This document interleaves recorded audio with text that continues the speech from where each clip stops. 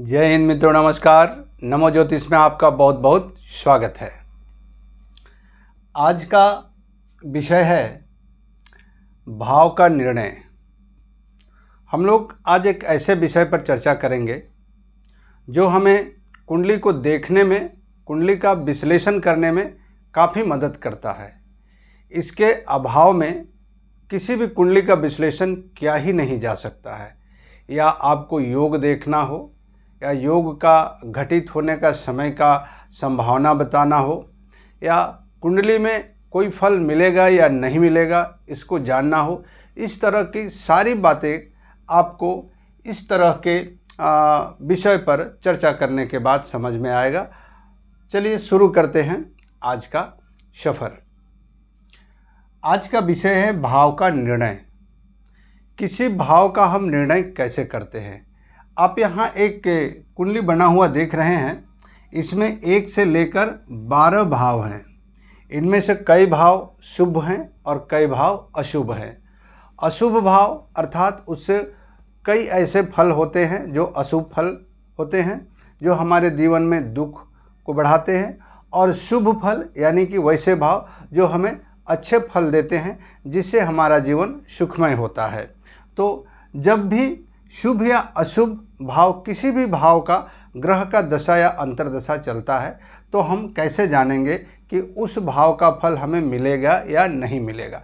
इसके लिए भाव निर्णय का जानकारी होना बहुत ज़रूरी है। तो जो मूलभूत सिद्धांत हैं किसी भी भाव का निर्णय करने के लिए, वो ये 3 बातों पर निर्भर करता है। विशेषकर मूलतः वो क्या है? भाव, दूसरा है भावेश, और तीसरा है कारक। ये 3 बातें किसी भी भाव को क्लियर कट बताता है कि उस भाव से संबंधित फल आपको मिलेगा या नहीं मिलेगा। क्योंकि भाव में कई कारक तत्व होते हैं। जैसे पहला भाव, हम जब किसी भाव को देखते हैं तो वह भाव कैसा है, शुभ भाव है या अशुभ भाव है। जैसे कुंडली में यदि मान लीजिए 6, 8, 12 इस भाव को लेते हैं तो यह भाव अशुभ भाव कहलाता है।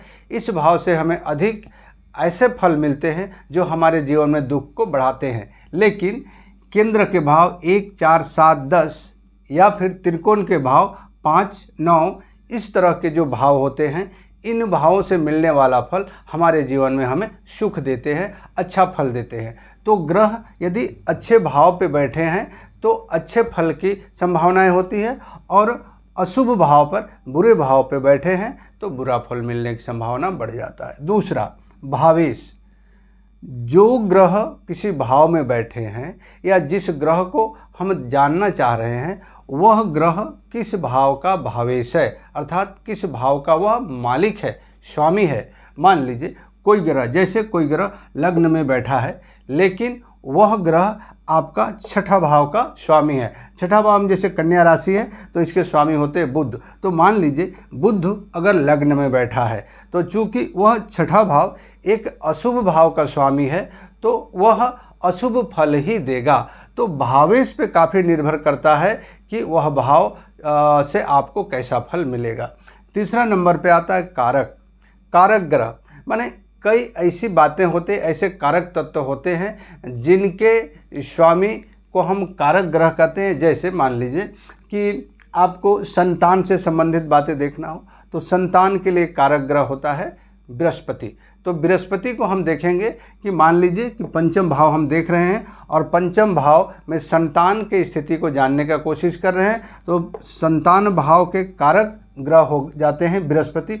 और बृहस्पति कहीं 8वें भाव पर बैठे हैं, यानी बृहस्पति जो संतान को देने वाले कारक ग्रह हैं, वो एक ऐसे घर पर, एक ऐसे भाव में बैठे हैं जो अशुभ भाव कहलाता है। तो आप समझें कि उसका रिजल्ट अच्छा नहीं होगा, अशुभ रिजल्ट होने की संभावनाएं बढ़ जाती है।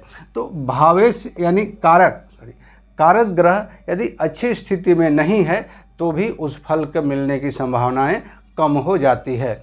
तो ये 3 बातें, भाव का अच्छा होना, उस भाव का जो स्वामी होता है यानी भावेश उसका अच्छा होना, और उस भाव का कारक ग्रह यानी उस कारक तत्व से संबंधित कारक ग्रह, ये 3 बातें यदि अच्छा है, बली है, शुभ है तो उस भाव से संबंधित फल मिलने की संभावनाएं बढ़ जाती है थोड़ा देर के लिए। इसी को एक बार दोबारा कोई एक भाव लेते हैं, मान लीजिए कि पंचम भाव लिए और पंचम भाव से हमें देखना है कि संतान का योग है या नहीं। तो पंचम भाव में सबसे पहले देखेंगे कि यह भाव कैसा है। इस भाव पर यदि शुभ ग्रहों का प्रभाव है, अच्छा है, या इस भाव का भावेश यानी पंचम भाव यानी सिंह राशि का भाव स्वामी होता है सूर्य। सूर्य एक अच्छा शुभ भाव में बैठा हो, केंद्र या त्रिकोण में बैठा हो, या फिर इन पे शुभ ग्रहों का प्रभाव है तो यह अच्छा माना जाएगा, बली माना जाएगा। साथ ही साथ इस भाव का कारक, संतान को देने वाले कारक ग्रह बृहस्पति होते हैं। यदि बृहस्पति कोई शुभ भाव में बैठे हैं, उन पे अच्छे शुभ ग्रहों का प्रभाव है, वह बली है, तो ये तीन बातें जब मुख्य रूप से बली हो जाते हैं, अच्छी स्थिति में होते हैं, तो आपको उस भाव से संबंधित फल मिलने की संभावनाएं काफ़ी हद तक बढ़ जाती है। इस प्रकार से अगर भाव का निर्णय करना हो तो आप इन बातों को देखकर किसी भी भाव का निर्णय कर सकते हैं और उस भाव से मिलने वाले फल का अंदाज़ा आप सहज लगा लेते हैं।